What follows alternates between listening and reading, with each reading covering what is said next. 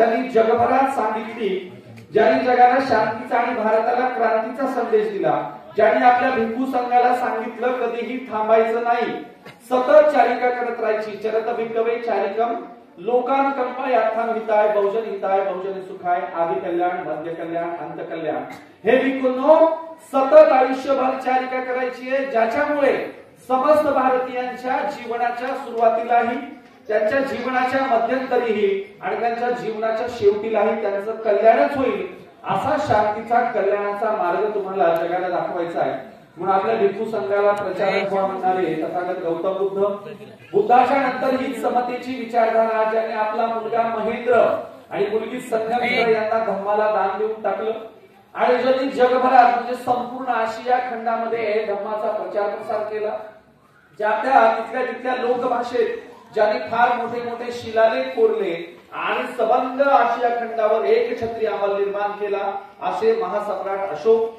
अशोकाच्या बद्दल एक शाहीर सांगतात, हजारों साल पहले की बात थी जब जम्मू द्वीप में खून की नदियां बहती थी, हर तरफ लड़ाइयां लड़ाइयां जारी थी, जिसने सारी लड़ाइयां जीतकर शान अपनी बढ़ाई थी। अफसोस हुआ था उस सम्राट अशोक को जिसने बाकी की जिंदगी बुद्धों के कदमों में चढ़ाई थी।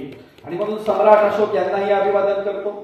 अशोकाच्या नंतर ही समतेची विचारधारा या देशात संतांनी चालवली होती, पण दुर्दैव संत म्हणजे आज केवळ मंदिरात टाळ कुटायची गोष्ट वाटतात, पण या देशातले संत माणसांना मानवी मूल्यांचा, माणुसकीचा, मानवमुक्तीचा संदेश देत होते। संत कबीर सांगत होते की कबीरा ब्राह्मण की कथा 100 चोरों की नाव, सब आंधे मिल बैठे भावे टहले जाओ। ब्राह्मणाच्या गुलामगिरीतून मुक्त व्हा, ब्राह्मणाच्या कथा ऐकू नका, असं सांगणारे कबीर होते। किंवा कबीर म्हणायचे, पोथी पडी पडी जगमो अभयाना पंडित होई, 2.5 अक्षर पडे प्रेम के सो पंडित होई। अरे पोथ्या वाचून कोणी पंडित होत नसतं, दुसऱ्याशी प्रेमाने व्यवहार करणाऱ्यालाच पंडित म्हटलं पाहिजे, अशी पांडित्याची व्याख्या प्रेमावर उभी करणारे कबीर होते। म्हणून कबीरांनाही अभिवादन करतो। कबीरांच्या जवळपास समकालीन असणारे संत रविदास महाराज सांगत होते, आम्हाला बेगमपुरा पाहिजे। बेगमपुरा म्हणजे असं शहर पाहिजे ज्याच्यात सर्व जाती धर्म पंथाचे लोक गुण्या गोविंदाने नादतील, एकत्रित बसतील, एकत्रित उठतील, अशा आदर्श बेगमपुऱ्याची संकल्पना पुढे ठेवणारे संत रविदास महाराज। त्या रविदास महाराजांची येणाऱ्या 12 तारखेला जयंती आहे। 19 फेब्रुवारीला छत्रपती शिवाजी महाराजांची जयंती आहे। रविदास महाराजांनाही अभिवादन करतो। रविदास महाराज म्हणाले होते, रैदास न ब्राह्मण पूजिये जो हो गुणहीन, पूजिये चरण चांडाल के जो हो गुण परवीन। अरे ब्राह्मणाच्या घरात नालायक जन्माला आला तर त्याच्या पाया पडायची गरज नाही, पण अस्पृश्याच्या वस्तीत विद्वान जन्माला आला तर त्याच्या पाया पडलं पाहिजे, असं सांगणारे रविदास महाराज होते। रविदास आणि कबीरांच्या समकालीन पुढे ज्यांनी महाराष्ट्रातल्या नरसी नामदेवापासून सुरुवात करून पंजाब पर्यंत आपल्या समतेच्या विचारांचा झेंडा नेला, असे संत श्रेष्ठ संत शिरोमणी नामदेव महाराज। एकदा नामदेव महाराज औंढा नागनाथाच्या मंदिरात कीर्तन करायला गेले तर ब्राह्मणांनी त्यांना हकलून लावलं। तेव्हा नामदेव महाराजांनी अभंग हिंदीत लिहिला म्हणून राहिला। मराठीत लिहिलेल्या तुकोबारायांच्या अभंगाच्या गाथ्याच्या वाट्याला इंद्रायणीचा डोह आला। नामदेवांच्या या अभंगांचं काय झालं असतं कुणास ठाऊक। नामदेवांनी उत्तरेकडे हिंदीत अभंग लिहून ठेवला। काय म्हणाले, हीन दीन जाती मेरी पंढरी के राया, ऐसा नामा दर्शी तुमने काय को बनाया। नामा टाल वीना लेके राहुल में गया, कीर्तन करते समय ब्राह्मणों ने बाहर ढकलाया। अरे 4 वर्ण गाय के 1 वर्ण दूध, तुम कहा के ब्राह्मण हम कहा के सूद। गायी 4 रंगाच्या असतात, पण दूध मात्र एकाच रंगाचं असतं। काही गायी पांढऱ्या रंगाच्या, काही तांबड्या रंगाच्या, काही काळ्या रंगाच्या, काही एक मिक्स कलरच्या। गायी 4 रंगाच्या असतात, पण दूध मात्र एकाच रंगाचं असतं। मग तुम्ही कसले वरच्या जातीचे आणि आम्ही कसले खालच्या जातीचे, इथल्या धर्मव्यवस्थेला जाहीर प्रश्न करणारे नामदेव महाराज होते। म्हणून नामदेव महाराजांनाही अभिवादन। नामदेवांच्या शिष्य असणाऱ्या तुमच्या आमच्या जवळच्या गंगाखेडच्या संत जनाबाई होत्या। जनाबाई म्हणतात, डोळीचा पदर आला खांद्यावरी, भरल्या बाजारी जाईल मी, हाती घ्यायला टाळ खांद्यावरी विना, आता मज मना कोण करी, पंढरीच्या पेठे मांडलेले पाल, मनगटावरी तेल घाला तुम्ही, जनी मने झाले मी वेसवा, निघाले केशवा घर तुझे, डोक्यावरचा पदर कमरेला खोसून मी भर बाजारात येणारे, असं जनाबाई म्हणतात। जनाबाई म्हणतात, मी लोकांचं प्रबोधन करेल, लोकांना गुलामीतून मुक्त करेल, म्हणून यासाठी मी टाळ विना हातात घेईल। पण लोक म्हणतील आगावची बाई आहे. म्हणून मी आताच सांगते, कुणाला काय मनगटावर तेल घालून बोंबलायचे ते बोंबला, मी कुणाच्या बापाला घाबरणार नाही. पुढे जनाबाई म्हणतात, जर लोक मला आगावची म्हणणार असतील तर मी आताच घोषणा करते, मी विठ्ठलाचं घर निघायला तयार आहे, पांडुरंगाची वेश्या व्हायला तयार आहे, पण समाजसेवेचं काम सोडणार नाही, असं म्हणणाऱ्या विद्रोही जनाबाईंना देखील अभिवादन. नामदेव जनाबाईंचा विचार पुढे चालवणारे जगद्गुरु जगतवंद्य तुकोबाराय, कारण या देशातली मनुस्मृती ब्राह्मणी व्यवस्था सांगत होते ब्राह्मणाचा ब्र सुद्धा काढायचा नाही. तेव्हा तुकोबाराय म्हणाले, काय महिमा वर्णू आता सांगणे किती, कोटी ब्रह्म हत्या मुख पाहता जाती. अरे आमच्या पांडुरंगाचा तथागत विठ्ठलाचा काय महिमा सांगावा. 1 कोटी ब्राह्मणांची हत्या झाली आणि एकदाच विठ्ठलाचं तोंड पाहिलं तर सगळं पाप धुतलं जातं. हा असा मनुस्मृतीच्या विरोधात अभंग लिहिणारे जगद्गुरु जगतवंद्य तुकोबाराय, त्यांचा हाच अभंग प्रतापगडाच्या पायथ्याशी कृष्णा भास्कर कुलकर्ण्याची खांडोळी करून हा अभंग खरा करून दाखवणारे रयतेच्या राज्याचे संस्थापक, ज्यांच्याबद्दल ज्योतिराव फुले म्हणाले, आम्हा कुळवाड्यांचा राजा म्हणून कुळवाडी भूषण बहुजन प्रतिपालक छत्रपती शिवाजी महाराज आणि राष्ट्रमाता राजमाता मासाहेब जिजाऊ, ज्यांनी आधीच्या संस्कारातून पुन्हा स्वराज्य पुढे चालवलं, स्वराज्याची इंचभर जमीन घेऊन दिली नाही, असे शाक्तवीर युवराज छत्रपती संभाजी महाराज, तुमच्या आमच्या आरक्षणाचे जनक लोकराजा राजर्षी शाहू महाराज, 29 वर्ष घोड्यावर बसून राज्यकारभार करणाऱ्या लोकमाता अहिल्याबाई होळकर, आणि या देशामध्ये खऱ्या अर्थाने तुमच्या आमच्या स्वातंत्र्याचा लढा ज्यांनी सुरू केला असे क्रांतीसूर्य राष्ट्रपिता ज्योतिराव फुले साहेब आणि विद्येची खरी दैवत क्रांती ज्योती सावित्रीबाई फुले. बघा, देवाला सोडलेल्या देवदासी झाल्या, खंडोबाला सोडलेल्या मुरळ्या झाल्या, यल्लमाला सोडलेल्या जोगतिनी झाल्या, पण माझ्या सावित्रीला सोडलेली कोणी डॉक्टर, कोणी इंजिनियर, 2 तर राष्ट्रपती झाल्या. म्हणून सावित्रीबाईंना देखील अभिवादन करतो, ज्योतिरावांना अभिवादन करतो. सावित्रीबाई फुले आणि ज्योतिरावांचा राहिलेला वारसा तंतोतंत पुढे चालवणारे, वेळ वार दिनांक वाईज फुलेंचं अपूर्ण काम पूर्ण करून ठेवणारे आणि या देशामध्ये समस्त महापुरुषांच्या अपमानाचा बदला घेणारे, मराठ्याच्या घरात जन्माला आलेले तुकोबाराय म्हणत होते, नाही कोणी येथे मुखियांचा जाणं, आम्ही मुखी आहोत, आम्हा मुख्यांची जाणीव ठेवणारा कोणी नायकच नाही. हा तुकोबारायांचा अभंग घेऊन त्यांच्या नावाने मूक नाही हे वृत्तपत्र सुरू करणारे आणि खऱ्या अर्थाने कुडब्यांच्या, शेतकऱ्यांच्या, कष्टकऱ्यांच्या, मराठ्यांच्या संकल्पनेतला आदर्श मुख्यांचा नायक ठरलेले भारतीय घटनेचे खरे शिल्पकार परमपूज्य विश्वरत्न महामानव बोधिसत्व डॉक्टर बाबासाहेब आंबेडकर यांनाही या ठिकाणी मी अभिवादन करतो. असं म्हटलं जातं, बाबासाहेबांच्या संसारामध्ये इतकी संयमी, त्यागी आणि समजून घेणारी पत्नी जर बाबासाहेबांना मिळाली नसती तर बाबासाहेब देशाचा गाडा ओढू शकले नसते. कधीही संसारात कुरबुर न करणारी, उलट आपल्या नवऱ्याला काम करून पैशांची मनी ऑर्डर करणारी, आपल्या नवऱ्याला कधीही संसारात हे आणलं नाही ते आणलं नाही म्हणून कधीही न रागवणारी अशा त्यागमूर्ती माता रमाईंना देखील मी त्यांच्या जयंतीच्या निमित्ताने अभिवादन करतो.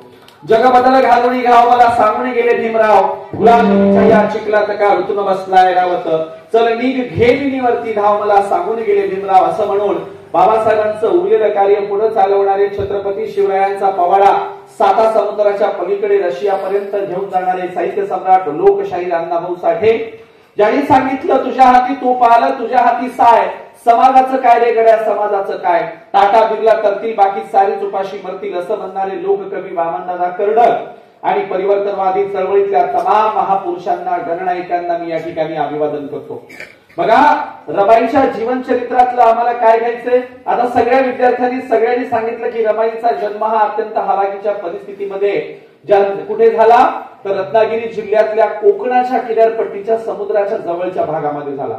रमाईच्या घराला वाडवडिलांच्याकडून काय अशी फार मोठी श्रीमंती नव्हती. रमाईचे वडील हे त्या समुद्र किनाऱ्यावरच्या बोटीतून आलेला माल उतरवायचा किंवा किरकोळ मासोळ्यांचा व्यापार करायचा, अशा प्रकारच्या व्यवसायात गुंतलेलं रमाईचं कुटुंब होतं. रमाईच्या वडिलांना आजार आला, आजारपणामध्ये ते अंथरुणाला खेळून राहिले. अशातच कुटुंबाची जबाबदारी रमाईच्या आईवर पडली आणि यातून रमाईच्या आई देखील खचल्या, त्याही आजारी असायच्या. अगोदर रमाईच्या आई गेल्या आणि मग नंतर रमाईचे वडील गेले. अगदी 6-7 वर्षाचं कुटुंब, रमाई अगदी लहान होत्या. अशा काळात आई वडील गेले आणि सांभाळ कुणी केला तर रमाईच्या मामाने सांभाळ केला. सगळ्या लेकरांना ते घेऊन मुंबईला घेऊन गेले आणि मुंबईमध्ये रमाई घरामध्येच मामाच्या तिकडे घरकाम करायच्या आणि घरामध्ये मदत करायच्या. अशा प्रचंड गरिबीच्या हाल अपेक्षा सोसलेल्या कुटुंबातून रमाई आलेल्या होत्या. त्यामुळे रमाई स्वतः स्वभावाने हळव्या होत्या, प्रेमळ होत्या, प्रचंड दयाळू होता, इतरांच्या बद्दल प्रचंड कणव आणि कणवळा होता. म्हणून इतक्या सुशील आणि इतक्या चांगल्या स्वभावाची सून आपल्या घरात यावं असं कोणाला वाटणार नाही. म्हणून सुभेदार रामजी आंबेडकरांनी अगोदर 2 मुली बघून ठेवल्या होत्या. दोन्हीपैकी एका मुलीला होकार द्यायचा होता आणि ती मुलगी घरात सून करून आणायची होती असं सुभेदार रामजी आंबेडकरांचं ठरलेलं असताना त्यांना एक जणांनी सांगितलं, अहो फार सोशिक, फार चांगलं कुटुंब चालवू शकेल अशी मायबाप नसलेलं एक प्रेमळ लेकरू आहे, पदरात घ्या, जरा बघून या. सुभेदार रामजी आंबेडकर रमाईला बघायला गेले. बघितल्याबरोबर ठरवून टाकलं की हीच माझ्या घरची सून होणार, हिला सून करायचं. आणि मग होकार कळवला. मी त्या रमाईच्या मामाला सांगितलं की आम्ही कुठल्याही प्रकारची आट वगैरे, त्या काळात हुंडा वगैरे फार नव्हता, कुठल्याही प्रकारची आट न ठेवता मी रमाईला सून म्हणून करून घ्यायला तयार आहे. त्याचं कारण आहे मायबाप नसलेलं पोरकं लेकरू आहे. आता रमाईचं लग्न ठरलं. सुभेदार रामजी आंबेडकरांवर जात पंचायतीने खटला भरवला. का? 2 लोकांच्या लेकराला तुम्ही होकार कळवला होता, त्यापैकी एक स्थळ निवडणार होता. दोन्ही स्थळांना नकार देऊन तुम्ही तिसरं स्थळ कसं काय स्वीकारलं? याबद्दल सुभेदार रामजी आंबेडकर जात पंचायतीच्या समोर गेले आणि सांगितलं, हे बघा, मी तुमचे 2 स्थळ नाकारतोय. त्याचं कारण तुमच्या लेकीमध्ये, तुमच्या पोरीमध्ये काही बट्टा आहे, काही वाईट आहे म्हणून नव्हे. लोकांच्या लेकराला मला नाव मोठं ठेवायचे नाही. तुमचे दोन्ही स्थळ चांगले, पण त्याही पेक्षा मायबाप नसलेले लेकरू आहे, त्या लेकराला मला वाटतं माझी सून करून घ्यावं, माझ्या घरात आणावं. अनाथ लेकरू आहे म्हणून मी रमाला मी परमिशन दिली की माझ्या घरात सून म्हणून यावी. म्हणून सुभेदार रामजी आंबेडकर जात पंचायतीत सांगतात, तुम्ही लावाल तो दंड मी स्वीकारायला तयार आहे. मी दंड तर देईल हो, पण या 2 पोरींचे लग्न सुद्धा माझ्या लेकी बाळी म्हणून मी लग्न लावून देईल. याच्यामध्ये माझीही काही चूक नाही आणि तुमच्या मुलींची पण चूक नाही. सुभेदार रामजी आंबेडकरांनी त्यावेळेला 1 रुपयाचा दंड दिला आणि त्या दोन्ही मुलींची लग्न लावून दिली. मग रमाईला घरामध्ये सून म्हणून आणली. असा प्रचंड न्याय करणारा सासरा रमाईला मिळाला होता. आणि म्हणून रमाईच्या भरलेल्या घरामध्ये आल्या. त्या घरामध्ये कोण कोण होतं? तर त्या घरामध्ये सुभेदार रामजी आंबेडकर, पुढे कोण होतं? रामजी आंबेडकरांचे बंधू आनंदराव आंबेडकर, त्यांची पत्नी लक्ष्मीबाई आणि बाबासाहेब आंबेडकरांच्या आत्या, त्यांना काय म्हणायचं, मीरा आत्या. त्यानंतर भीमरावांची म्हणजे बाबासाहेबांची सावत्र आई जिजाबाई होत्या. एकूण एवढ्या मोठ्या भरलेल्या कुटुंबात रमाई आल्या. लग्न कधी झालं? डॉक्टर बाबासाहेब आंबेडकर 9वीला असताना अगदी मुंबई मधल्या एका मार्केट कमिटीच्या त्या ओट्यांवर लग्न झालं. म्हणजे माळव घेऊन ओटे बांधलेले असतात बघा, माळव बसायला. असं बाजार भरायच्या अगोदर सकाळी गडबड, कारण दुपारच्या नंतर बाजार भरला तर लग्न लावता यायचं नाही.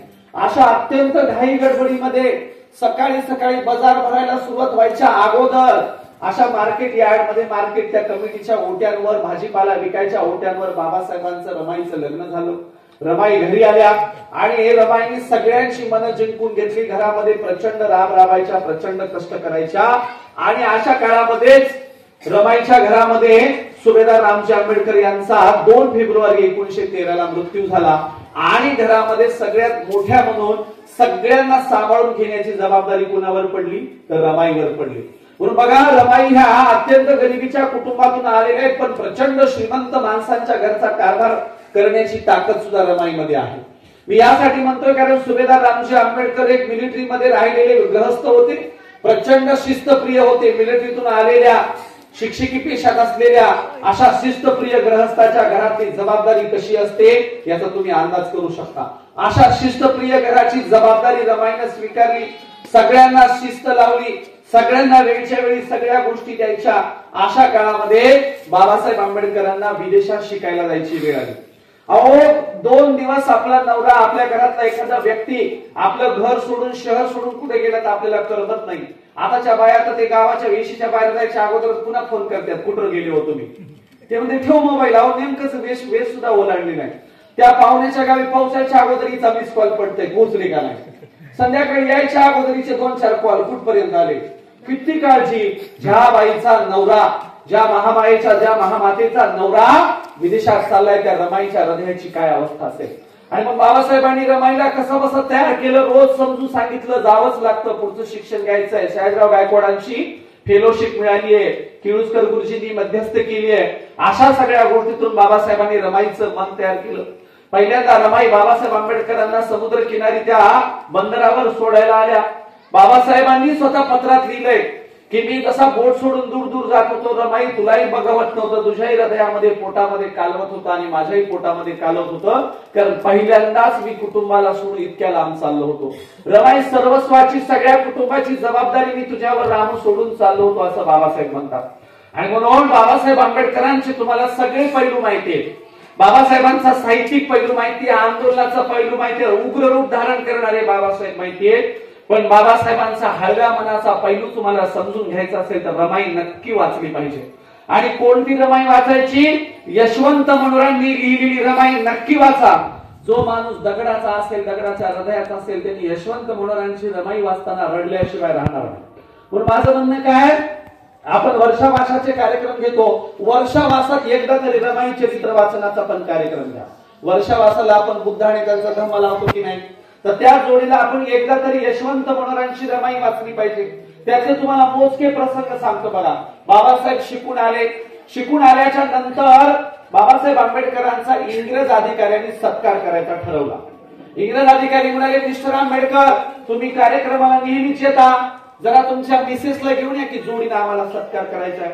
बाबासाहेब म्हणाले, अहो मी इकडून इकडेच येणार आहे, ती घरी आहे, निरोप पाठवावा लागेल. इंग्रज म्हणले जमणार नाही, तुम्ही तुमच्या मिसेसला घेऊन आलं पाहिजे, आम्हाला जोडीने सपत्नीक सत्कार करायचा आहे. बाबासाहेबांनी घरी निरोप पाठवला, रामूला म्हणावं तयार होऊन ये. आमच्या रमाईला निरोप आला, बाबासाहेब आंबेडकरांनी तुम्हाला इंग्रजांच्या सभेच्या सत्काराच्या कार्यक्रमात बोलवलंय आणि बाबासाहेब म्हणाले तयार होऊन यायचंय. आमच्या रामूच्या पुढे प्रश्न पडला, तयार होऊन जायचं म्हणजे नेमकं कसं जायचं? कारण आमच्या रामूच्या घरामध्ये 18 विश्व दारिद्र्य. रमाईने विचार केला, दोरावरच्या सगळ्या साड्या काढल्या, कोणत्या साडीला ठिगळ लावलंय, कोणत्या साडीला पदरच नाही, कोणत्या साडीला नखी नाही. काही साड्या दांडी केलेल्या साड्या होत्या, दांडी केलेल्या साड्या म्हाताऱ्या बाळाला माहित असतील बघा. नव्या सुनायला काय कळतं दांडी केलेल्या काय असते ते? दांडी केलेल्या माहितीये का? जुन्याला माहित असेल बघा, माहितीये ना? दांडी केलेल्या साड्यामध्ये 2 वेगवेगळ्या रंगाच्या एकत्र धान लावून शिवलेल्या, उभ्या शिवलेल्या 2 वेगवेगळ्या लुगडे, त्याला दांडी केलेली म्हणतात बघा. मग आमच्या रमाईच्या घरात कोणती दांडी केलेली साडी, कोणतीला ठिगळे, कोणतीला नक्की नाही, कोणतीला काय पदरच नाही. अशा रामूचा फटका संसार. रमाईने विचार केला, साहेबांनी तयार होऊन बोलवले. तयार होऊन जायचं म्हणजे कसं जायचं? रमाई विचार करायला, रमाईला अचानक आठवलं की आमच्या साहेबांचा एकदा कोल्हापुरात शाहू महाराजांनी सत्कार केला होता. काय झालं? बाबासाहेब आंबेडकर शिकून आले, शिकून आल्याच्या नंतर शाहू महाराज मुंबईमध्ये बाबासाहेबांना चाळीमध्ये शोधत आले. बाबासाहेब आंबेडकर दुसऱ्या मजल्यावर राहायचे, तेव्हा बाबासाहेब आंबेडकरांना खाली सांगितलं, लाकडी जिन्यातून कोल्हापूरच्या राजांना वर येता येत नाही, तुमच्या चाळीचा झिला लहान आहे, राजा धिप्पाड देहाचा लाकडी जिना आहे. बाबासाहेब आंबेडकर वरूनच त्या जिन्यातून पळत खाली आले. लुंगीवर असणाऱ्या बाबासाहेबांशी कोल्हापूरच्या असणाऱ्या शाहू राजासोबत पहिल्यांदा एका चाळीतल्या जिन्यासमोर भेट झाली. बाबासाहेब म्हणाले, अहो एवढे मोठे राजे, तुम्हाला घरात पण वर पण नेता येत नाही, तुम्ही मला निरोप पाठवला असता तर मी आलो असतो, तुम्ही कशाला गरिबांच्या मोडक्या ताडक्या चाळीमध्ये आला? तेव्हा शाहू महाराज म्हणाले, अहो आम्ही फक्त नावाला कोल्हापूरचे राजे, येणाऱ्या काळात ज्ञानाचे राजे, देशाचे राजे तुम्ही होणार आहात, म्हणून तुमच्या आम्ही भेटीला आलो. बाबासाहेब म्हणाले, काय आदेश आहे ते सांगा, तुमचा आदेश पाळू. शाहू महाराज म्हणाले, काही आदेश नाही, कोल्हापुरात मिरवणूक काढायची, लोकांना कळलं पाहिजे, शिक्षणाचं महत्व दिलं पाहिजे. शाहू महाराजांनी बाबासाहेबांशी कोल्हापुरात हातीवरून मिरवणूक काढली. हाती संपूर्ण कोल्हापुरात फिरला. हाती फिरल्याच्या नंतर शाहू पॅलेस समोर हत्ती आला. बाबासाहेबांचा हत्ती खाली बसला.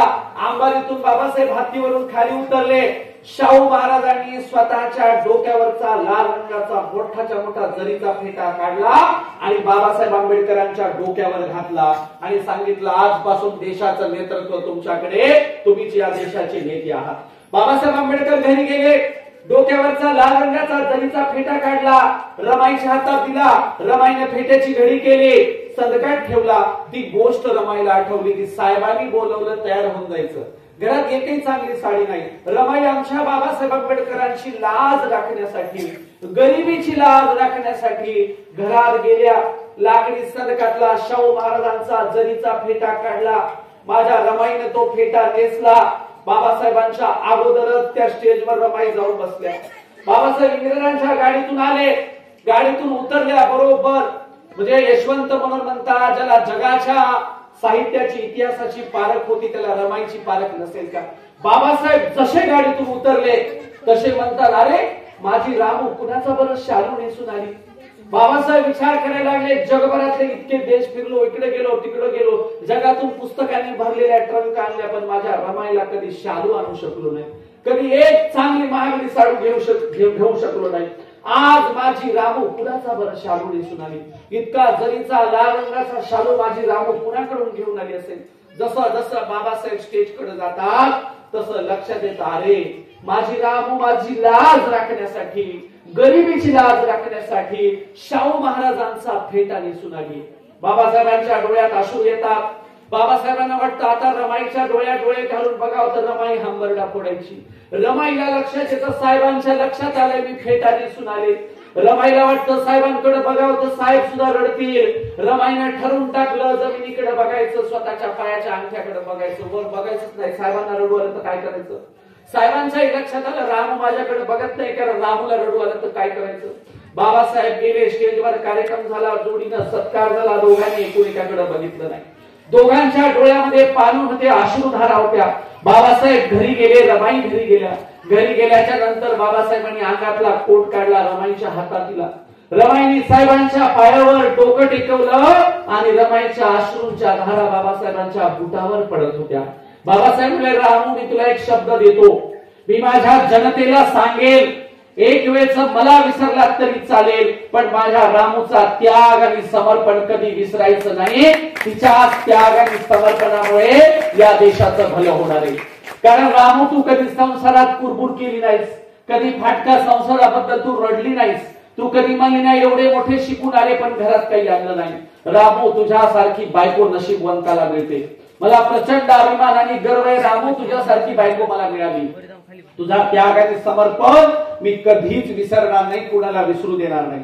पण मी नेहमी जेव्हा एखाद्या कार्यक्रमाला श्रीमंतांच्या गल्लीमध्ये जातो तेव्हा नेहमी विचारत असतो, जेव्हा केव्हा रमाईच्या जयंतीला किंवा बाबासाहेब आंबेडकरांच्या जयंतीला कपाट उघडता, कपाटातून चांगली महागडी जरीची साडी काढता, एखादा मोठा नेसायला शालू काढता, जेव्हा महागडी जरीची शालू आणि साडी नेसत असता तेव्हा चुकून तरी रमाईच्या त्याग आणि समर्पणाची तुम्हाला आठवण होते का. रमाईच्या त्या त्याग केलेल्या साडीमुळेच, रमाईने त्याग केलेल्या सगळ्या त्या त्यागामुळे आज आमच्या गळाभर दागिने आहेत, आज आमच्या कपाटात 10-12 किमान साड्या आहेत, आज आमचे बांधलेले घरदार आहेत, आज आमच्या टोलेजंग इमारती आहेत. याचं सगळं श्रेय रमाईला जातं, त्यागमूर्ती रमाईला जातं. आणि म्हणून संसारात जोडीदारी कशी असावी, संसारात जोडीदारी रमाई सारखी असावी, इतकी ग्रेट रमाई होती. आणि म्हणून बाबासाहेबांचं वैभव श्रीमंती रमाईला कधी चाखायला मिळाली नाही, बघायला मिळाली नाही. बघा नवं घर बांधलं बाबासाहेबांनी, घर बांधलं कशासाठी, एकदा रमाईला बांधकाम झाल्यावर बाबासाहेब दाखवायला गेले. रमाईनं सगळं हे घर हिंडून फिरून बघितलं आणि रमाईला प्रश्न काय पडला आमच्या साध्या बोळ्या रमाईला. रमाई म्हणाला साहेब एवढं मोठं घर बांधतेत का, आवरू आवरू माझ्या नाकीनं यायची, कधी एवढं झाडून काढून कधी घर आवरा, एवढं कुठं घर बांधतेत का. तेव्हा बाबासाहेब म्हणाले रामू अगं हे आपल्या संसारासाठी नाही बांधलं, पुस्तकांच्यासाठी घर बांधलेलं आहे. मला माहितीये माझी रामू एका खोलीतला संसार करते, कशाला बंगल्याची अपेक्षा करणार आहे. आणि खरंच आहे बाबासाहेब नव्या घरी राहायला गेले. रमाईला त्या नव्या घरी फक्त एकाच खोलीत राहता आलं. रमाई म्हणाला साहेब मला एवढा बंगला बिंगला काय नाही पाहिजे, एका खोलीमध्ये राहते. एका खोलीत रमाई राहायच्या. किती दिवस राहिल्या, फक्त 6 महिने रमाईला नव्या घरातल्या एका खोलीत राहता आलं. 6 महिन्यानंतर रमाई सोडून गेल्या. एवढ्या जगविख्यात प्रचंड श्रीमंत असणाऱ्या बाबासाहेब आंबेडकरांच्या घरात फक्त रमाईला नव्या घरात 6 महिने राहता आलं. आयुष्यभर कफल्ल गरिबीतला संसार केला, नीटनेटका संसार केला, सांभाळून नेता येईल असा संसार केला. साहेब बाहेरच्या देशात असताना साहेबांना मनी ऑर्डर करण्यासाठी गवऱ्या वेचल्या, काम केलं. आणि म्हणून मी नेहमी सांगतो, आमचे लोक सांगतात मी मेहुणीचं शिक्षण पूर्ण केलं, आमचे लोक सांगतात मी भावाचं शिक्षण पूर्ण केलं, आमचे लोक सांगतात मी अमुक तमुकच्या शिक्षणाला पैसा लावला. एकमेव या देशात अशी रमाई आहे स्वतःच्या नवऱ्याचं शिक्षण पूर्ण करणारी आणि नवऱ्याच्या शिक्षणाला मनी ऑर्डर करणारी माता रमाई आहे. नवऱ्याला शिकवणारी माता रमाई आहे आणि म्हणून रमाईचा सगळ्या क्षेत्रातला प्रचंड त्याग आणि समर्पण आहे। या गोष्टी आम्हाला समजून घेता आल्या पाहिजे। आम्ही महापुरुषांचा वारसा का सांगतो? कारण त्याच्या मागे प्रेरणा असते। कारण जयंती मगाशी बोलताना सरांनी सांगितलं की आम्ही जे दरवर्षी डीजे लावून जयंती करतो, दरवर्षी आम्ही लोकांना काय खुश ठेवणाऱ्या जयंत्या करतो, परंतु जयंतीतून काहीतरी प्रेरणा घेता यावी, लहान लेकरांना त्यातून ऊर्जा मिळावी, पुढे कुणाला तरी वाटावं आपणही असं चांगलं काम करूया, म्हणून चांगल्या गोष्टींची प्रेरणा घेता यावी म्हणून यासाठी आपण जयंती साजरी करत असतो। रमाईच्या आयुष्यातले किती प्रसंग सांगायचे। रमाई आजारी असायच्या तेव्हा बाबासाहेब आंबेडकर म्हणाले हवा पालट करायला तुम्ही कुठे जावा, वराळी गुरुजींच्या गावी जावा। मला वाटतं निपाणी परिसरात ते गाव होतं। त्या वराळी गुरुजींच्या गावी रमाईला पाठवलं। आता जिथं पाठवलं तिथेच 18 विश्व दारिद्र्य, तिथं रमाईला काय चांगल्या सुखसुविधा मिळतील, पण रमाई गेला। वराळी गुरुजीने जे नाही करता येईल ते सगळं रमाईसाठी केलं। एका दिवशी त्या वसतिगृहाची पोरं संध्याकाळी ताट्या वाट्या घेऊन बसते, पण जेवायलाच काही नाही। रमाईने बघितलं वेळ झाला, स्वयंपाक काही बनत नाही। रमाई वराळे गुरुजींकडे गेल्या आणि म्हणाल्या अहो जेवायची वेळ झाली, लेकरं ताट्या वाट्या घेऊन बसलेत, हॉस्टेल चालवता, वसतिगृह चालवता आणि जेवायला कोणी स्वयंपाकी नाही ते काय स्वयंपाकच सुरू नाही। तेव्हा वराळे गुरुजी म्हणाले रमाई सांगायचं काय तुम्हाला, आज स्वयंपाकघरात आणि काही खायला करता येईल असं काहीच नाहीये, ते टेंडर आलेलं नाही, काहीच नाही, लेकरांना काय खायला घालायचं हा माझ्या समोर प्रश्न आहे। क्षणाचाही विलंब न लावता रमाईने हातातल्या चांदीच्या त्या बांगड्या काढल्या आणि हातातल्या बांगड्या वराळे गुरुजींच्या हातावर टेकवल्या आणि सांगितलं त्वरित बाजारात जायचं, मोडायचं आणि लेकरांना जेवण घालायचं, लेकरांना खाऊ घातलं पाहिजे। स्वतःचे दागिने मोडून लोकांच्या हॉस्टेलवरच्या लेकरांना जेवायला घालणारी रमाई होती। रस्त्याने जाणारा कोणी अनाथ अपंग असेल त्याच्या प्रती कळवळा व्यक्त करणारी रमाई होती। रमाई प्रचंड संवेदनशील मनाच्या होत्या। म्हणून बाबासाहेब आंबेडकर म्हणाले माझ्या एकट्याचा संसार रमाईने केला, रमाईने माझ्या एकट्याचा संसार केल्यामुळे मी सबंध भारतीयांचा संसार करू शकलो, त्याला फक्त आणि फक्त श्रेय जातं रमाईला। म्हणून बाबासाहेबांना कुठल्याही गोष्टींची आठवण येणार नाही, कुठल्याही गोष्टींची कमी पडणार नाही अशा रमाई स्वतःहून काळजी घ्यायच्या। साहेबांना क्वचित प्रसंगी सांगायच्या हे लागतंय ते लागतंय। अहो बाबासाहेब आंबेडकरांनी जेव्हा पहिली पगार आणून रमाईच्या हातात दिली तेव्हा आमच्या रमाईने काय विचार व्यक्त केला? रमाई म्हणाले अहो संसाराचं तर चालतच राहतं, सगळ्या नातेवाईकांना बोलवा, सगळ्यांना जेवायला घालू, कपडे करू। घरातल्या सगळ्या महिलांना साड्या घ्यायला लावणारी, दूरच्या नातलगाच्या महिला बोलावून सुद्धा त्यांची बोलवण करणारी रमाई होती। रमाईने सांगितलं पहिली पगार आहे, सगळ्या नातेवाईकांना आपण चांगल्या प्रकारे जेवायला घालू। सुभेदार रामजी आंबेडकरांचा स्मृती दिन आला, वर्षाला वर्ष श्राद्ध असतो, ते कार्यक्रम आला तेव्हा बाबासाहेब आंबेडकर म्हणाले आपण काय जे परंपरागत आहे त्या पद्धतीने करू। रमाई म्हणल्या ते तर करूच हो, घरच्या घरीत आपण करू, पण बाजूला जवळ एक हॉस्टेल आहे, त्या हॉस्टेलची लेकरं बोलवा, त्या सगळ्या लेकरांना आपण जेवायला घालू। परकेची लेकरं आहेत, अपंग आहेत, अनाथ आहेत, गरीबातली आहेत, त्यांना जेवायला मिळत नाही, आपण सासरे पोहांच्या वर्ष श्राद्धाच्या निमित्ताने लेकरं जेवायला घालू। बाबासाहेब म्हणले रामू आता तू विचार बोलून दाखवला, लेकरं जेवायला घालू तर मग पूर्णाची पोळीच कशाला, त्यांना चिकन मटन खायला घालू। रमाई म्हणाल्या वर्ष श्राद्धाला पुढे चिकन मटन असतं का? बाबासाहेब म्हणले काय नाही होत, बोलो, आणि हॉस्टेलचे लेकरं आणले, सगळ्यांना सुभेदार रामजी आंबेडकरांच्या स्मृती दिनाच्या निमित्ताने जेवायला घातलं। तितक्या लेकरांचा जेवायचा स्वयंपाक रमाईने चवीने केला, स्वतःच्या हाताने केला। बघा दुसऱ्यांच्या प्रती कणव असावी, प्रेम असावं, माया ममता असावी, ती रमाई सारखी। म्हणून बाबासाहेबांच्या घरात ज्या महिला होत्या ना, त्याच्यामध्ये मीरा आत्या होत्या, रमाई होत्या, या सगळ्या महिलांचा बाबासाहेबांवर प्रचंड प्रभाव होता, परिणाम होता। बाबासाहेबांचं हृदय सुद्धा मातृहृदयी होतं। मातृहृदयी म्हणजे कसं, एखाद्याला तात्पुरतं रागवायचं पण त्याला सांभाळून घ्यायचं, अशा मातृहृदयी हृदयाचे बाबासाहेब आंबेडकर का होते? कारण त्यांच्यावर रमाईचा, मीरा आत्यासारख्या महिलांचा प्रभाव होता, त्यांच्यावर कबीरांच्या विचारांचा प्रभाव होता, संत चळवळीचा प्रभाव होता, त्यातून बाबासाहेब आंबेडकर इतक्या चांगल्या पद्धतीने घडलेले आहेत। आणि म्हणून रमाईचा शेवटचा काळ जो होता, रमाईला क्षयरोग झाला होता, म्हणजे त्या काळामध्ये लहानपणात उपाशी राहिल्यामुळे, शरीराला योग्य वेळी जेवायला न मिळाल्यामुळे, योग्य वेळी चांगले औषध उपचार न मिळाल्यामुळे रमाई खचल्या होत्या। आणि अशातच बाबासाहेब शेवटच्या काळात रमाईचं खूप करायचे। सभा संमेलनाला बाबासाहेब गेले की त्यांना सारखी आठवण असायची, रमाई जेवली असेल का नाही, रमाईचं काय झालं असेल। आणि शेवटच्या काळात अंथरुणाला खिळून रमाई आपल्याला सगळ्यांना सोडून गेल्या। बाबासाहेबांनी प्रचंड दुःख व्यक्त केलं. बाबासाहेब वारंवार बोलून दाखवायचे की माझा अर्धा हात, माझा अर्धा अंग निघून गेल्यासारखं वाटतं. कारण रमाईमुळे बाबासाहेबांना प्रत्येक गोष्टीचं बळ मिळायचं. साहेब कुठं सभेला निघाले की रमाई म्हणायच्या बिंदास्त जावा, मी सगळं काम सांभाळते. आणि म्हणून बाबासाहेब म्हणायचे आता मी सभा संमेलन करून घरी येताना वाटतं कुणासाठी घरी जावं, कारण घरी रमाई सुद्धा नसायची.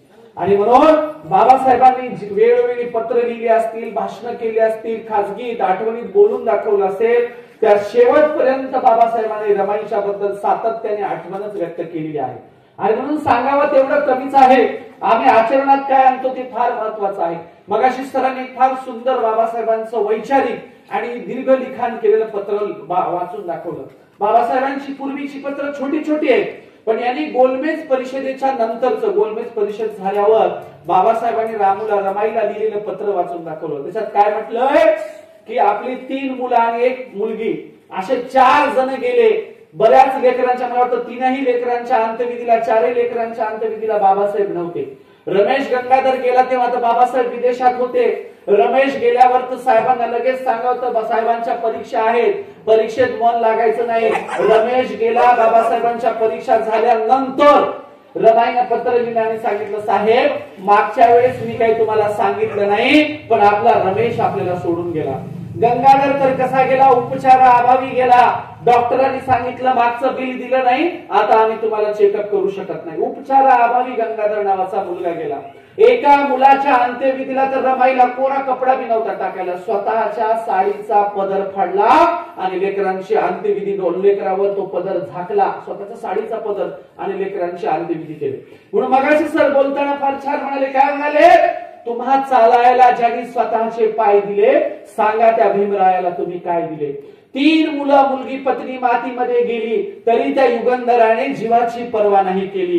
कायद्याच्या रूपाने तुम्हाला बाप आणि माय दिले, सांगा त्या भीमरायाला तुम्ही काय दिले.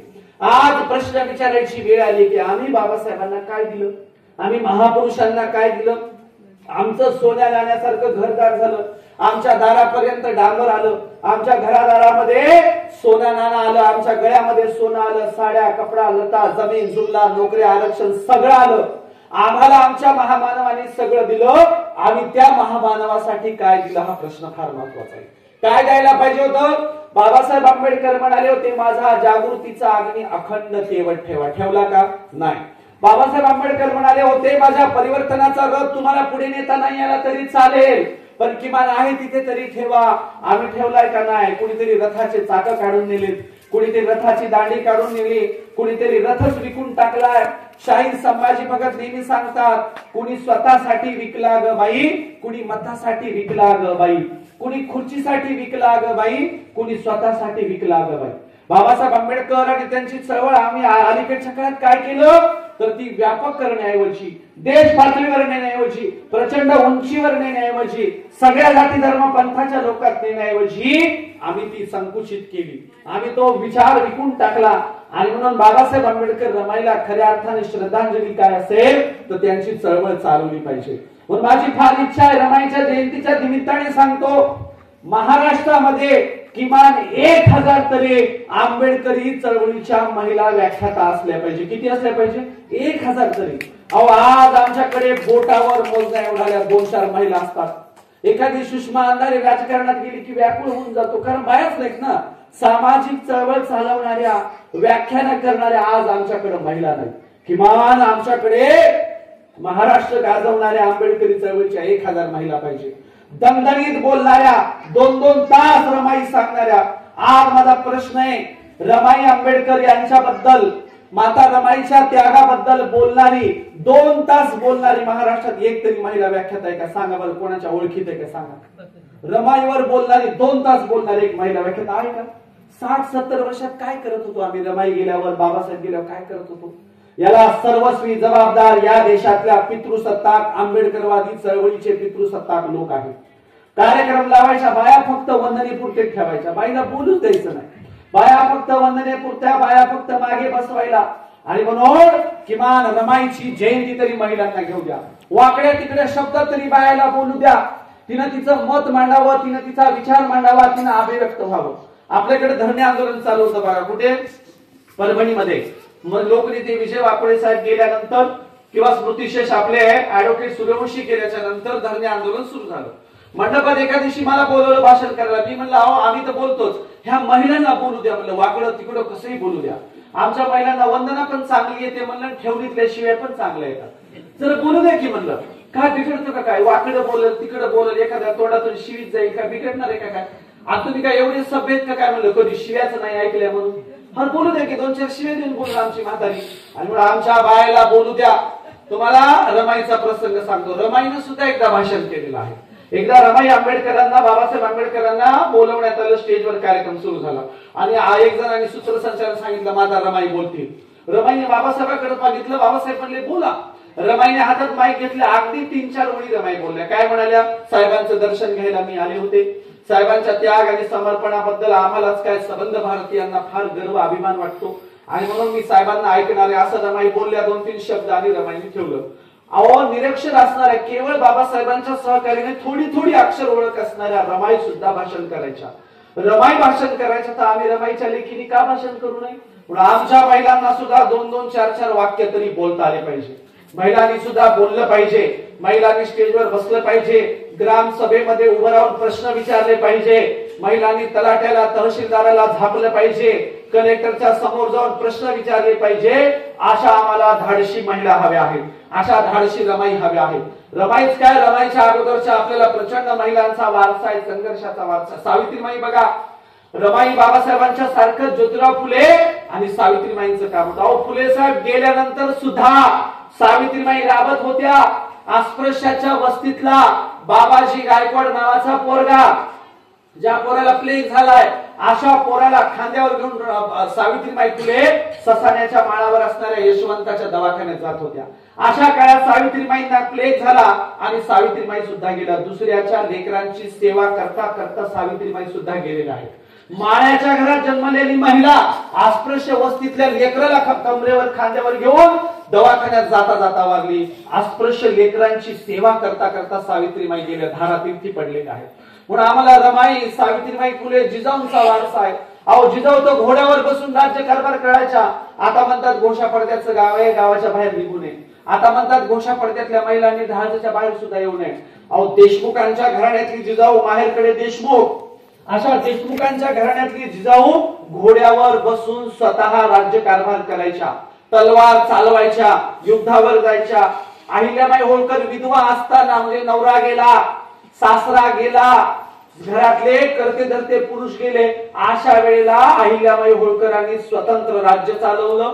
केवळ इंदोर संस्थान नाही, आपल्या हैदराबाद संस्थानात घाट बांधले, नद्या बांधल्या, जिथं जातील तिथं लोकांना मदत करायच्या. लोकमाता अहिल्याबाई होळकर विधवा असताना घोड्यावर बसून राज्यकारभार केला.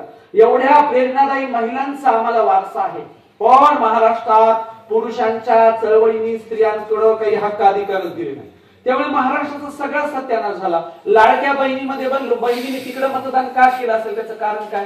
ह्या बहिणी म्हणल्या असतात हे मेल परतीचं घरचं विचारितच नाही, त्याऐवजी तीच बरी म्हणली असतील. आणि म्हणून लाडक्या बहिणी योजनेमध्ये यांनी तिकडे मतदान का केलं, त्याला जबाबदार परिवर्तनवादी पुरोगामी चळवळीतले पुरुष लोक आहेत. या पुरुषांनी कधी स्त्रियांना समजूनच घेतलं नाही, कधी त्यांचे 2 मतं ऐकून घेतले नाही. म्हणून दरवर्षी रमाई जयंतीचा कार्यक्रम तुमचा हक्काचा कार्यक्रम आहे. इथं येऊन भांडा, इथे येऊन शिव्या द्या, नवऱ्याच्या कागाळ्या कुचाळत्या सांगा, त्या दिराच्या सासऱ्याच्या काय चुका असतील बिनधास्त इथे येऊन सांगायचं. मेला परदेशात नीट वागत नाही म्हणून भाषण करायचं. हा कार्यक्रम हक्काचा तुमचा आहे. रमाईच्या जयंतीचा कार्यक्रम म्हणजे आमच्या आंबेडकरी चळवळीच्या महिला दिनाचा कार्यक्रम आहे. हाच आमच्यासाठी महिला दिन आहे. याच दिवशी आम्ही चांगल्या पद्धतीने बोललं पाहिजे, चांगल्या पद्धतीने अभिव्यक्त झालं पाहिजे. अहो सांगावं तेवढं कमीच असतं. म्हणजे आम्ही आचरणात काय आणतो, आम्ही लोकांना म्हणजे एकमेकांच्या मदतीला किती जातो समजून घेतोय, महत्वाचं आहे. बघा खेड्यामध्ये म्हणजे मी स्त्रियांवर का भर दिला? अहो ह्या महिला सक्षम, सुदृढ, वैचारिक झाल्या तरच लेकरं चांगले होतील ना. आता मायच अंधश्रद्धा जवळ येतो, लेकरं कसे होतील मग? अंधश्रद्धाच होणार ना. एक पोरग घरी आला म्हणला माय माय आकाशामध्ये गरजते का, आकाश का गरजतय? तर माय म्हणली आकाशामध्ये मतारी दळत असती, म्हणजे तिच्या जात्याचा आवाज येतो. एका लेकराने प्रश्न विचारला माय म्हणजे नारळात पाणी का असतं, नारळात पाणी? तर एका लेकराची माय म्हणली देवाची करणी नारळात पाणी. एक लेकरून नागनाथ जाधव सरांसारख्या शाळेत वैचारिक शाळेत जाणार होतं, सरांसारखं विद्यार्थी. मग ते सरांचा विद्यार्थी घेऊन म्हणला, मग तू म्हणते देवाच्या करडीमुळे नारळात पाणी असतं, मग काही काही नारळात पाणी नसतंय, कस काय? मग मायकेच्या नुसार म्हणजे देवाची करणी काही नारळात नसतंय पाणी. दोन्हीकडचे उत्तर आमच्याकडे तयार असते. विदेशातल्या पोरांनी माईला प्रश्न विचारला, आई नारळात पाणी का असतं? विदेशातली माय म्हणली, 2 काचाचे भरलेले ग्लास घेऊन ये. पाण्याने शिगोशिग भरलेले 2 काचाचे ग्लास आणले. आईने त्या खिडकीमध्ये उजेडात ठेवले. लेकराला सांगितलं, जा गवताचं मुळासकटचं रोपटं उपटून आण. पोराने गवत मुळासकट उपटून आणलं. आईने एका काचाच्या ग्लासामध्ये पाण्यामध्ये ठेवलं आणि 8 दिवसानंतर पोराला बोलवलं, या दोन्ही ग्लासाचं निरीक्षण कर म्हणाली. पोरा म्हणाला, आई ज्या ग्लासामध्ये मुळासकट रोपटं टाकले त्यातलं थोडंसं इंचभर पाणी कमी झालं, पण ज्या ग्लासात काही रोपटं नाही, काही नाही, पाणी तशाला तसे तेवढ्याला तेवढे शिगोशिग आहे. आई म्हणाली, बाळा असंच असतं, झाडं हे खोडांच्या द्वारे मुळाकडे जातात आणि मुळ ही क्षार आणि पाणी शोषून घेतात. क्षार आणि पाणी शोषून घेतलेलं मुळ ते खोडाकडे पाणी पाठवतात आणि वर जातात आणि मग ते नारळात जमा होतं. विदेशातली आई कसं सांगते, प्रयोग करून आपल्या मुलाला सांगते आणि आपली माई टेन्शनच घेत नाही. ती म्हणते देवाची करणी आणि नारळात पाणी, कशाला डोक्याला ताण द्यायचा? असा कार्यक्रम आहे आपला. म्हणून महिला सुधारल्या, महिला शिक्षित झाल्या, महिला बोलायला लागल्या तर मुलं पण बोलतील, हुशार होतील. आमचं काय चाललंय, कुणाला ताळमेळ नाही. मी एका गावात कार्यक्रमाला चाललो होतो, पाणीचा रस्ता होता, पाणीचा रस्ता. त्याच्यात एक पोरग जनावर घेऊन काठी घेऊन उभं होतं, बाजूलाच काढी ना आमच्या गाडीच्या पुढे. मग मी गाडी थांबवली, पुढे जाताय ना, मला इकडे काय ते जनावर म्हणलं, कुणाचे? ते मला वासरू माहिती मला कोणाचे, ते गाय नाही माहित कोणाची. म्हणलं कुणाचं आहे ते वासरू? तर म्हणाले त्या गायीचं आहे वासरू आणि गाय नाही माहित मला कोणाची. ती म्हणलं लय छान आहे सरी. म्हणलं कळते जनावर. काढले. माझा कीर्तनाचा कार्यक्रम होता, कीर्तनाचा कार्यक्रम संपला. पोरगा आला, मला मायचान किंवा महाराज लयच भारी बोलता, चला तुम्हाला मला चहा प्यायला नेतो. म्हणलं मी चहा पित नाही, मला दूध पाजतो. कशाला टेन्शन गेले, म्हशी आहेत मला आमच्या घरी. मग दूध पाजवायला नेताना म्हशीचा गोठा दाखवला, गोट्यात भरपूर म्हशी. म्हणलं बापरे एवढ्या म्हशी तुमच्याच आहेत का? म्हणलं हो. म्हणलं का रे सगळ्या म्हशी दूध देतात का? ते मला इडे झाली का काय? म्हणलं म्हशी दूध देत नसतात, मला काढावं लागतंय. म्हणलं म्हशी काय मनाला दूध देतात का? म्हणला काढावं लागतंय. इतका शहाणा. आम्ही म्हणलं माझी काढी मलाच लावायलाच का? म्हणला. त्याला म्हणलं कितवीत आहे, शाळेत जातोस का? म्हणला जातो. म्हणलं कितवीत आहे? म्हणला 9वीत आहे. म्हणलं बिलकुल 9वीत वाटत नाही. म्हणला मोजून बघा 9वीत आहे. म्हणला वीत मध्ये सांगायला 9वीत आहे. म्हणला अरे म्हणलं वीत नाही, वर्ग सांग वर्ग. मग मला तसं विचारा की. घरी गेल्याच्या नंतर अंगणामध्ये बापाचे चप्पल बूट पाहिले. चप्पल बूट पाहिला. मला मायच्यान किंवा मला तुम्हाला जीव बी घालू शकत नाही, चहा बी पाजू शकत नाही, दूधही पाजू शकत नाही. म्हणलं का? मला आमचं डंगर घरीच आहे. म्हणला आमचं मतानं घरीच आहे. म्हणलं मग काय झालं? म्हणला बाप घराच्या बाहेर गेल्याशिवाय मी घरीच जात नसतो. म्हणला अहो बापाच्या देखत जेवायला बसलं की बाप म्हणते तुला येत नाही, तुला जमत नाही, तू मूर्खच आहे. कधी कधी माझा बाप मला म्हणते तू गेलेली कॅशेटच आहे. म्हणला म्हणून मला वाटायला लागलं मी खरंच गेलेली कॅशेट आहे. म्हणून प्रत्येकाच्या घरात बाप दारात, लेक घरात, लेक दारात, बाप घरात. बापाला लेकाला काही पाहिजे असेल तर त्याला माईला मागावं लागतं. मग लेक माईला म्हणते माय बाबाला म्हणणं काऊन द्या म्हणून. मग त्या पोराची माय त्याच्या बापाला म्हणते हो द्या ना काऊन पोरग मागायला काहीतरी देऊन टाका त्याला. बघा लेकरांना बापाला बोलायची ताप अजूनही घरात नाही. आणि शहाणपणाने त्याचा बाप येऊन सांगतो आपल्या घरात लय ताप आहे. म्हणते आपल्या घरात असं वजन आहे, अशी ताप आहे की पोराला डोळे वाचले की चडीत मुतते. म्हणला काय उपयोग आहे तसली ताप? म्हणलं काय उपयोगाचं आहे ते? आणि म्हणून घरात संवाद असला पाहिजे, घरात चर्चा झाली पाहिजे, घरात आपल्या महापुरुषांची पुस्तकं वाचली पाहिजे, घरात महापुरुषांच्या त्यागाची, समर्पणाची चर्चा सांगितली पाहिजे. आणि मग माझी एक सज्जनाची व्याख्या आहे, तुमची एक सज्जनाची. सज्जन कुणाला म्हणावं? तुमची व्याख्या कशी आहे बघा. सज्जनाची व्याख्या तुमची कशी आहे? जो कुणाच्या आध्यात जात नाही, जो कुणाच्या मध्यात जात नाही, ज्याचे शब्द सुद्धा विकत घ्यावे लागतात, त्याला काय म्हणावं? सज्जन म्हणावं. सज्जन काय चाटायचा का असा सज्जन? लोणचं घालायचं का त्याचं? हा सज्जन घरी आला, माईने विचारलं वाघा अमुक अमुक माणसाची पिठाची गिरणी चालू होती का? हे म्हणला काय की यानं कोणाच्या गिरणीवरचा कान बी नसते. घरी आले पण याला माहितच नाही गिरणी चालू आहे का नाही. मायने गिरणी चालू आहे का? म्हणला काय की मी ऐकलंच नाही. हा सज्जन घरी आला, माईने विचारलं वाघा अमुक अमुक माणसाचं किराणा दुकान उघडं होतं का? म्हणला काय की मी बघितलंच नाही, खाली मान घेऊन आलो. दुकानात पडून आला पण दुकान उघडं आहे का काय याला माहित नाही. आणि माय त्याच्या तोंडावरून हात फिरून म्हणते माझा वाघ लोय सज्जन आहे. आता त्याचा खार घाल, लोणचं घाल, गाडग्याला उतरंडीला ठेव, त्याचा तर काही उपयोग नाही. याला कोणाचा गिरणी उपकार नाही, कोणाच्या दुकानावर डोळा नाही, त्याच्या नाकावरची माशी उठणार. माय म्हणजे वाघ लय सज्जन. काय करायचं असतं सज्जन? माझी पण एक सज्जनाची व्याख्या आहे. सज्जन कुणाला म्हणावं? जो कुणाच्याही आध्यात जातो, जो कुणाच्याही मध्यात जातो, ज्याला मध्यरात्री फोन करा तुमच्यासाठी सदैव हजर असतो, जो तिरडी उचलायला पुढे असतो, जो रक्तदान करायला पुढे असतो, जो कोणत्याही कार्यक्रमात पुढे असतो, त्याला सज्जन म्हटलं पाहिजे. आणि माझ्या सज्जनाच्या व्याख्येमध्ये रमाई आणि बाबासाहेब आंबेडकर बसतात. आम्हाला असे सज्जन पाहिजे. आम्हाला कसे सज्जन पाहिजे? दुसऱ्यांच्या कामाला येणारे, दुसऱ्यांच्यासाठी धावून जाणारे सज्जन आम्हाला पाहिजे. आणि म्हणून महत्वाच्या काही दोन प्रसंग सांगतो, 2-3 गोष्टी सांगतो आणि आपण समारोपाकडे जाऊया. बघा, इतिहास त्याग आणि समर्पणाचीच दखल घेत असतो. इतिहास श्रीमंतांची फुकट्यांची कधी दखल घेत नाही.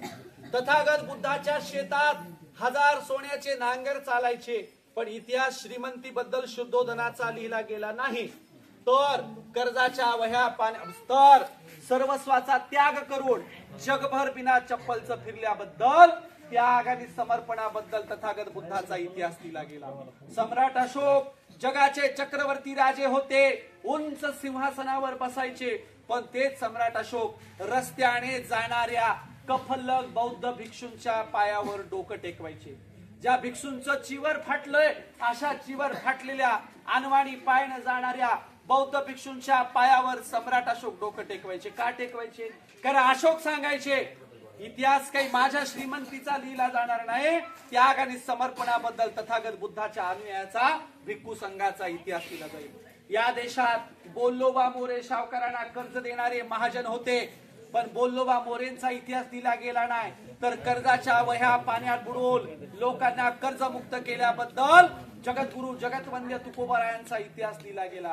याचा असा अर्थ होतो, इतिहास काही श्रीमंतींचा लिहिला जात नाही, इतिहास त्याग आणि समर्पणाबद्दल गोरगरिबांचा तुमचा आमचा लिहिला जातो.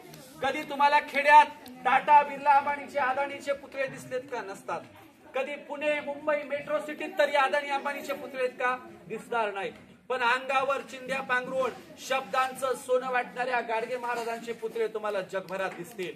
याचा असा अर्थ होतो, इतिहास काही टाटाच्या माईचा, बिर्लाच्या बायकोचा, अदानी अंबानीच्या आजीचा लिहिला जाणार नाही. इतिहास रमाई, भीमाई, अहिल्या, फातिमा, जिजाऊचा लिहिला जाईल. इतिहास त्याग आणि समर्पणाचा. म्हणून माझ्या मायमाऊल्यांनो, तुम्हाला भारताच्या इतिहासात नाही येता आलं तरी चालेल, तुम्हाला महाराष्ट्राच्या इतिहासात नाही येता आलं तरी चालेल, तुम्हाला परभणी जिल्ह्याच्या इतिहासात नाही येता आलं तरी चालेल, तुम्हाला सोनपेठ तालुक्याच्या इतिहासात नाही येत आलं तरी चालेल, पण दिघोळ आपल्या गावच्या इतिहासात मरताना असं काहीतरी चांगलं काम करा. लोकांनी म्हणलं पाहिजे फलानी महिला फार ग्रेट होती, लोकांनी म्हणलं पाहिजे फलानी मायमाऊली फार चांगली होती, लोकांच्या मदतीला धावून जायची. म्हणून मी आल्या यांना विचारलं, आपल्या गावात इतरांची बाळांपण करणारी एखादी म्हातारी आहे का? ते म्हणले होत्या, वारल्या. आम्ही ठरवलं, आम्ही प्रत्येक गावात जातो, सर्वाधिक बाळांपण करणाऱ्या म्हातारीचा आम्ही सत्कार करतो, स्वागत करतो. तिच्यामुळे कितीतरी लोकांचे लेकरं वाचले असतील विचार करा, तिच्यामुळे कितीतरी बाळाचं बाळांपण सुलभ झालं असेल विचार करा. तेव्हा दवाखाने होते का? दवाखान्याला बैलगाडीने नेऊस तर त्या बाईचे काय हाल होत असतील. जुन्या काळात बाळांपण करणाऱ्या महिलांचे आम्ही गावगाव सत्कार सोहळे घेतले. जिंतूर तालुक्यामध्ये एक चर्मकार समाजाची प्रचंड वयस्कर आजी आहेत बघा, आम्ही गंगाखेडच्या जनाबाईच्या मंदिरात त्यांचा सत्कार सोहळा ठेवला. येताच ना, रेल्वे चढता येईना, ते दादरा चढता येईना, कशा बशा बस झाला, फार वयस्कर म्हातारी. मी एका त्या कपड्याच्या दुकानदाराच्या दुकानावर गेलो, त्याला म्हणलं तुझ्या दुकानावर सगळ्यात महागडं जेवढ्या किमतीचं लुगडं असेल तेवढं काढ, सगळ्यात महागडं लुगडं काढ. सगळ्यात महागड्या किमतीचं लुगडं घेतलं. म्हातारीचा संत जनाबाईच्या मंदिरात सत्कार केला. म्हातारीला विचारलं, आजी कमीत कमी पंचक्रोशीतल्या सगळ्या लोकांचे आयुष्यभर तुम्ही बाळांपण केले, त्याचा आकडा अंदाजे किती आकडा असेल? ती म्हणली, बापू मी काही मोजून पाहिलं नाही, पण 200 पेक्षा जास्त बाळांपण मी केलेत म्हणली. त्या बाईचे हात असे वाकडे झाले बाळांपण करून करून. त्या आजीचा आम्ही सत्कार केला, जाण्याचं पैसे दिले, तिकीट दिलं, भाडं दिलं आणि सांगितलं ज्या ज्या भागात गोरगरिबांच्यासाठी काम करणाऱ्या महिला आहेत, दुसऱ्यांच्यासाठी निशुल्क धावून जाणाऱ्या महिला आहेत, आज घडीला आमच्यासाठी आमच्या रमाई त्याच आहेत, त्यांनाच रमाई म्हटलं पाहिजे. या सगळ्या रमाईला मी चालीन. लोकांच्या मदतीला धावून जाणाऱ्या महिलांचा सत्कार करा, त्यांचं स्वागत करा, त्यांच्या मदतीला आपल्याला धावून जाता आलं पाहिजे. जाताना मोजका एक प्रसंग सांगतो आणि आपण थांबूया.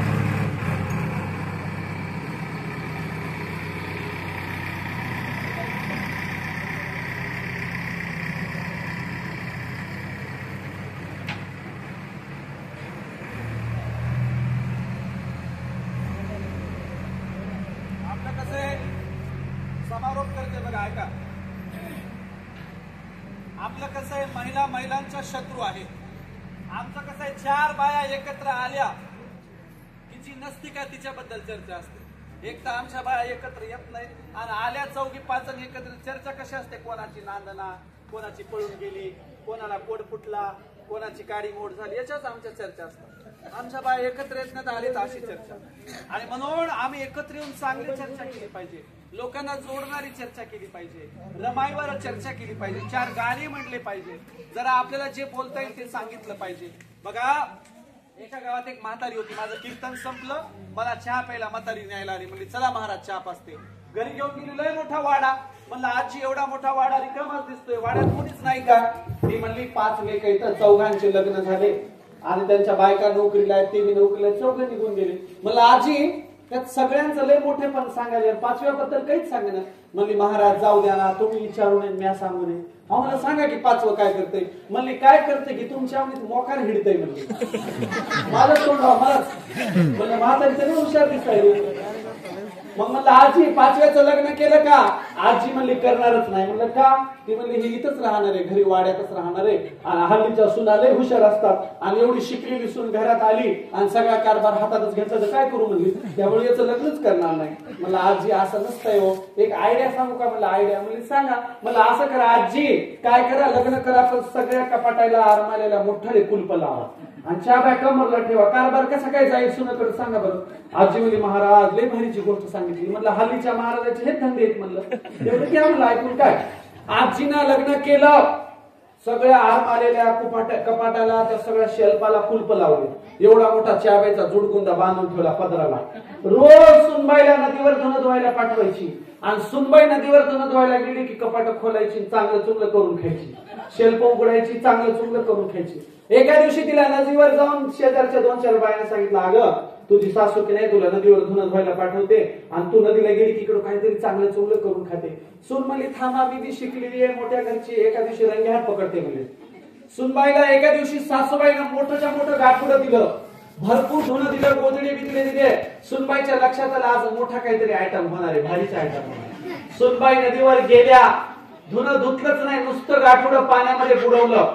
तसंच गाठोडं पाण्यातून बाहेर काढलं आणि सुनबाई निघाल्या घराकडं. सासूबाईने विचार केला काय करून खावं, काय करून खावं, लय वेळ गेला. सासूबाईला वाटलं पटकन सुनबाईने काय करायचं. मग सासूबाईने काय केलं, पटकन असा आयटम केला जो शिजायला सोपा, निवायला सोपा, गिळायला सोपा. काय म्हणते तुमच्याकडं? शेवया, बोटवड्याचा भात केला. शेवया केल्या, परातीत ओतल्या, पण खायला गेली जिभेला पोळाला चटका बसला. मग काय करावं, सासूबाईला वाटलं पटकन सुनबाई आली तर पकडायची रंग्यात खाताना. सासूबाईनं शेवयाची बोटवड्याची परात घेतली ना अंधाऱ्या खोलीत जाऊन बसल्या खायला. सुनबाई आल्या, बघितल्या, भगोन्यात पाणी टाकून ठेवलंय. सासूबाई घरी दिसत नाही. सुनबाईला वाटलं हिनं काहीतरी चांगलं चुंगलं करून खाल्लंय, आता मी बी म्हणल्या रंगे हात हिला एका दिवशी पकडते म्हणले, तेव्हाच जाऊ द्या, आज मी काहीतरी करून खाते. पण काय करून खावं, शेजारीच गेली असत सासू, लवकर आली तर काय करायचं. सुनबाई स्वयंपाकघरात गेल्या, वतलातलं गरम गरम ग्लासभर दूध वतलं आणि गरम गरम दूध प्यायला गेल्या. सुनबाईला पण पोळालं. सुनबाईला वाटलं एवढा मोठा पितळचा ग्लास, दूध लवकर संपायचं नाही, त्यापेक्षा अंधाऱ्या खोलीत जाऊन दूध पिते निवांत. सुनबाई अंधाऱ्या खोलीकडे निघाल्या. तुम्हाला माहिती आहे अंधारातल्या माणसाला उजेडातलं माणूस येताना दिसतं, पण उजेडातल्याला अंधारात काय पटकन दिसत नाही. सासूबाई माग माग माग सरकायला लागल्या आणि सुनबाई पुढं सरकायला लागल्या. सुनबाई बेल धडक अंधाऱ्या खोलीत गेल्या. सासूबाई भितळापर्यंत परत घेऊन मागे सरकल्या. सुनबाईच्या चुकून चौकटीला पाय लागला. सुनबाई रट दिशा अंधाऱ्या खोलीत पडल्या हातातला दुधाचा ग्लास सासूबाईच्या परातीत सांडला. दोघीचे भांडणं. आत्याबाई तुम्ही इकडे कुणीकडे, सुनबाई तुम्ही इकडे कुणीकडे. सासू म्हणली मी मोठी आहे, पहिला मान माझा, सांग तू इकडे कसं काय आली. सून म्हणले आत्याबाई तुम्ही कोरडाच भात खाल्ला म्हणून दूध घेऊन आणि बघा बरोबर परातीत सांडला. म्हणून हल्लीच्या सुनाईचं सपादत, सासवायचं सपादत का, सुना लय हुशार आहे का, सुनाईचं सपादत आहे, सासवांचं सपादत नाही. आणि म्हणून बघा त्या सासवत जास्त हसायला का असं आहे. म्हणून सुनाईकडे कारभार देऊन टाका. सासून मस्त विहारात याचं गाणे म्हणायचे, नव्या शिकलेल्या पोराला गाणे लिहून काढायला लावायचे, गाण्याचे पुस्तकं छापू आपण. सासाने यायचं, गाणी म्हणायची, गाणी लिहायला लावायचे, बाबासाहेबांचं रमायचं, गाणं मस्त पैकी म्हणायचं, लेकरांना शिकवायचं, लेकरांच्या अभ्यासावर लक्ष ठेवायचं, सासवाईने हे करायचं, सुनेला देऊन टाका कारभार, काय करायचं करू द्या तिला. पण अजूनही नातू घरात आले, पंतू घरात आले, नातू लग्नाला आले तरी कारभार द्यायची तयारीच नाही सुनायकडे. असा कार्यक्रम आहे आपल्या घराने. म्हणून सांगावं तेवढं कमीच आहे हो. एका घरामध्ये ना लय मोठ्या घरातली सून आली, लय मोठ्या घरातली, आणि सगळ्या रुखवत बिखवत बघायला अख्खं गाव बोलवलं. सासू मस्त मोरणीची नथ घालून इकडं तिकडं हिंडायली, ती मोरणीची नथ दुलायली. मग आल्यावर सगळे म्हणले गाव लय मोठं लग्न झालं, सगळं आलं. आणि एक बाई जाता जाता खोडाळकी करून गेली. तिच्या सासूला म्हणे काय सगळं आलं लग्नात, बंबच आला नाही म्हणे. सासून कधी बापजन्मी बंब बघितला नाही. तिच्या डोक्यात एकच बसलं, काय आला नाही, सगळं दिलं म्हणजे तुमच्या व्याह्याने, तुमच्या सुनाला सगळं आलं म्हणजे बंबच नाही आला. ही रोज सकाळी उठलं की सुनाला सासरवा तुझ्या बापाने बंबच दिला नाही, तुझ्या बापाने बंबच दिला नाही, रोज ताप तुम्ही जेवायला बसली की बंब दिला नाही. एका दिवशी सुनाला फोन केला, अण्णा हिच्या मड्यावर एकदा बंब घाला म्हणली. सारखी बंब बंब करायला, हिला बंबच माहित नाही म्हणली. हिला वाटते बंब म्हणजे लई मोठी गोष्ट काय की. मग अण्णा एका दिवशी तिचा बाप येता गाडीमध्ये मोठ्या फोर व्हीलर मध्ये बंब घेऊन आला, पाण्याचा बंब आणला. म्हाताऱ्याला बंब केला, म्हणले सासूबाई विनबाई हे घ्या लेकीच्या वतीनं बंब म्हणले तुम्हाला. ते रुखवता त्या लग्नात देणं झालं नाही, पितळचा आहे, लय महागाचा आहे, बंब दिला. म्हातारी सकाळी सकाळी उठली आणि वरच्या फुगडीतून पाणी टाकले, खालून तसंच निघाले. बंब पेटवायची पण अक्कल नाही. असा कार्यक्रम आहे. म्हणून एक जणीला तर एवढा मोठा पसारा आला, पण ते कपाट लावायला जागाच नाही. ते घर बसतं मातीचं, खाली शेवटी उकरून उकरून अर्धा कपाट मातीत घातलं, मग मला घातलं. असा कार्यक्रम आहे. म्हणून आम्हाला पाहिजे सगळं, पण व्यवहार वागावं कसं, बोलावं कसं, काही माहिती. एका गावचं म्हातारं शेवटचा पसा, एका गावचं म्हातारं लेकीच्या लग्नाला गेला. मुलींसाठी फार महत्वाचं आहे बघा. मुलींना मी काय सांगतोय, भारतीय सौंदर्याचा रंग काळा आहे, गोरा नाही. आपल्या भारतीय सौंदर्याचा रंग कोणता आहे, काळा, गोरा नाही. आपले सगळे लोकदेवता जे आहेत, सटवाई, मरीमाय, विठोबा, कृष्ण, महादेव, नीलकंठ, सगळे काळ्या रंगाचे देव. भारतीय संस्कृतीचा रंग काळा आहे, पण टीव्ही वरून सातत्याने गोऱ्या रंगाचं आकर्षण निर्माण करणं चालू आहे. पत्रात राहणारी बाई लग्नाला निघाली की तोंडाला शिरबडी शिरबीट सार होते, फेरेन लग्न. तिचं फेरेन लबी चेहऱ्यावरच उतू जाते, उतू असा फेस येते, तरी लग्नात फेरेन लबी लावते. अगं बाई तू काळी आहे, जशी आहे तशीच राही ना. तिकडं त्या टेलिव्हिजन काय चाललं, फेरेन लबी 7 दिनों में निखार पाहिजे. खरंच 7 दिवसात गोरा होतं का कोणी?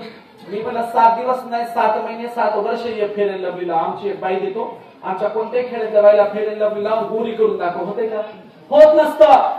म्हणून टीव्ही टेलिव्हिजन काही बिंबवणं चालू आहे. त्या ऐश्वर्या रायच्या गालाचा मेकअप कराय वेगळीच बाई, ओठांचा मेकअप कराय वेगळीच बाई, भोवऱ्यांचा मेकअप कराय वेगळीच बाई, एसी गाडीमध्ये फिरते, एसी रूम मध्ये राहते, आणि ती जगातली विश्व सुंदरी म्हणा. अहो चेहऱ्याला काय बाई लावलं तर कोणी बी छान दिसतंय. आमच्या डिगोळला ऐश्वर्या रायला ये म्हणाव आणि 2 दिवस खुरपायला चल, बघू तुझा रंग टिकतोय का. नाही काळी पडली तर नाव सांगणार नाही, पण ते म्हणते ऐश्वर्या राय विश्व सुंदरी आहे. हिरोईनला, कोणत्याही चित्रपटातल्या हिरोईनला जवळून बघा, नाही तुम्हाला वकारे आल्या उलटे आल्याचं नाव सांगा. हो, त्याच्यापेक्षा तुम्ही 1000 पटीने चांगले आहात. म्हणून सौंदर्याचा रंग काळा आहे, गोरा नाही. आम्ही काळे आहोत, आम्हाला काळे असण्याचा गर्व असला पाहिजे, अभिमान असला पाहिजे. आम्ही द्रविड संस्कृतीचे लोक आहोत, काळ्या संस्कृतीचे लोक आहोत, आम्हाला त्याचा अभिमान आहे. म्हणून सुंदर कोणाला म्हणावं, चेहऱ्याला काय बाई फासणाऱ्याला सुंदर म्हणून नाही. सुंदर कोणाला म्हणावं, जे दिवस रात्र शेतात राबते, जिच्या हातात विळा कोयतं खुरपा आहे, जिच्या टाचा उरलेल्या आहेत, जिची चपलेचा अंगठा तुटलेला आहे, आणि जिच्या कपाळावरचा टपोरा घाम मातीत दररोज पडत असतो, ती माझी मायमावली जगातली सगळ्यात सुंदर स्त्री आहे. सौंदर्याचा रंग राबणाऱ्यांमध्ये असतो, काळा रंग असतो काळा. सौंदर्याचा रंग गोरा नसतो. एक म्हातारा